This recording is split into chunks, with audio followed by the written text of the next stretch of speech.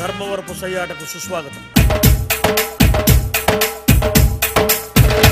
ఈనాటి ఈ సయ్యాటలో మనతో పాల్గొని మనల్ని ఓడించడం కోసం, తను గెలవటం కోసం వస్తున్నారు కుమారి లిఖిత.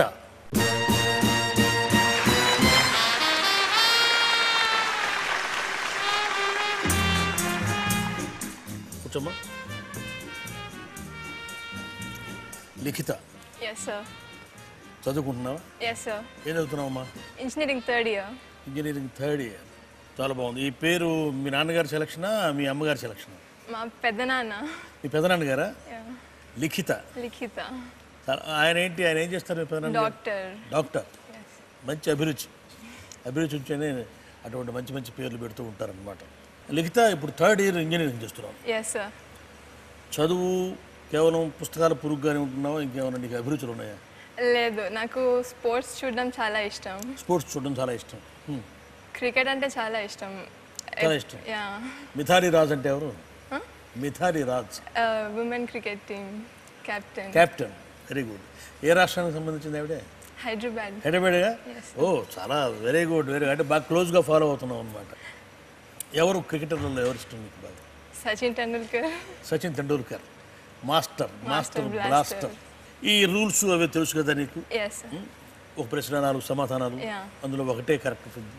కాబట్టి ఆ పాయింట్ మీద మనం పెద్దగా మాట్లాడకూడదు. ఇంకేమన్నా ఈ లలిత కళల మీద ఆసక్తి ఉందా లిఖిత నీకు? ఫైన్ ఆర్ట్స్ లేదా? అటువంటివి ఏం లేవా? సరే. మరి మొదలు పెడదామా? చింతామణి, లిఖిత చాలా చక్కగా చదువుకుంటూ అట్లాగే ఆటల మీద కూడా మంచి అమ్మాయికి ఇంట్రెస్ట్ ఉంది. నేను అనుకున్నాను చెప్పలేదేమో మిథాలీ రాజ్ అంటే ఎవరని అనుకున్నాను, కానీ చాలా చాలా దగ్గరగా అబ్జర్వ్ చేస్తే కానీ తెలియదు. అంత సునిశ్చితమైనటువంటి దృష్టి అమ్మాయికి ఉన్నదని మనకు అన్నం మొత్తం పట్టుకోకర్లేదు, ఒక మెతుకు పట్టుకుంటే తెలిసిపోయింది. మరి అడుగు, నువ్వేమడుగుతావో మొదటి ప్రశ్న లిఖితను మనం అడిగే మొదటి ప్రశ్న ఏమిటి చింతామణి? ఓ, లక్కీగా క్రికెట్. మరి మా చింతామణి సామాన్యుడు కాదు. క్రికెట్లో పెయిర్ అంటే ఏమిటి? పెయిర్ ఏ 2 ఇన్నింగ్స్లోనూ సెంచరీలు చేయడం, బి 2 ఇన్నింగ్స్లోనూ 0కే అవుట్ అవడం, సి 2 గ్లోవ్స్ చేతికి తొడుక్కోవడం, డి 2 బ్యాట్ ఉపయోగించడం, 2 చేతులతోనూ బ్యాట్లు పట్టుకోవడం, లేక ఒక బ్యాట్ పాడైపోతే 2వ బ్యాట్ తీసుకోవడం. అట్లా చెప్తున్నాం. పోనీ క్రికెట్లో పెయిర్ అంటే ఏమిటి? మీకు అంత చిన్న విషయం కాదు. బాగా రోజు క్రికెట్ చూస్తున్నప్పటికి కూడా ఇది ఎప్పుడో కానీ జరగదు. ఈ సంఘటన క్రికెట్లో ఎప్పుడో జరుగుతుందన్నమాట. బి 2 ఇన్నింగ్స్లోనూ 0కే అవుట్ అవ్వడం. బి 2 ఇన్నింగ్స్లోనూ 0కే అవుట్ అవ్వడం. అడిగేస్తున్నాను. చింతామణి, క్రికెట్తో కొంచెం సన్నిహిత పరిచయం ఉన్నటువంటి లిఖిత పెయిర్ అంటే ఏమిటి అంటే 2 ఇన్నింగ్స్లోనూ 0కే అవుట్ అవ్వడం అని చెప్తున్నది. ఇది సరైన సమాధానమేనా? సరైన సమాధానం.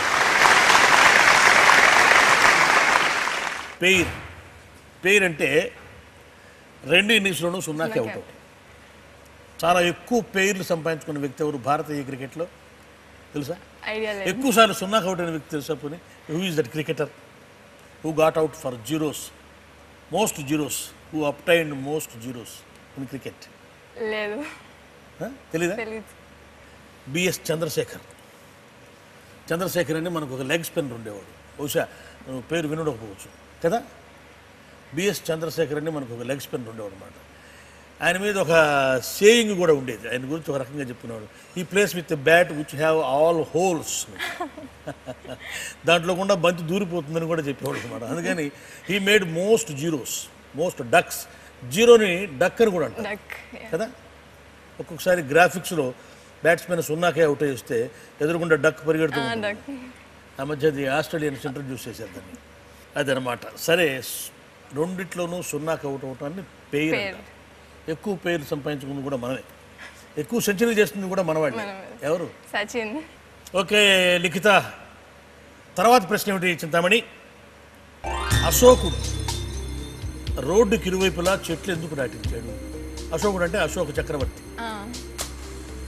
ఏ కలప కోసం, బి అందం కోసం, సి నీడ కోసం, డి రోడ్డు మధ్యలో నాటించడం బాగుండదు కాబట్టి.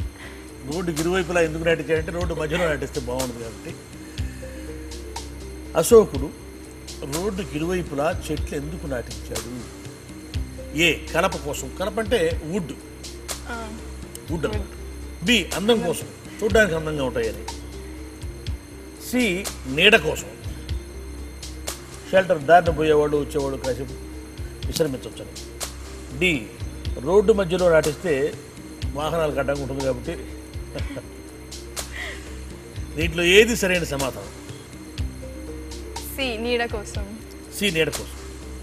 చింతామణి సి నీడ కోసం సరైన సమాధానమేనా? సరైన సమాధానం. సరైన సమాధానం చెప్తాను. కలప కోసం అయితే రోడ్డు పక్కన ఎందుకు నాటించడం? అరణ్యాల్లోనూ ఎక్కడో ఖాళీగా ఉన్న ప్రదేశంలో నాటించుకోవచ్చు. అందం కోసం అయితే ఇంటి ముందు గార్డెన్లోనూ అందం కోసం చెట్లు నాటుతాం, అంతేగాని రోడ్డు పక్కన అందుకోసం.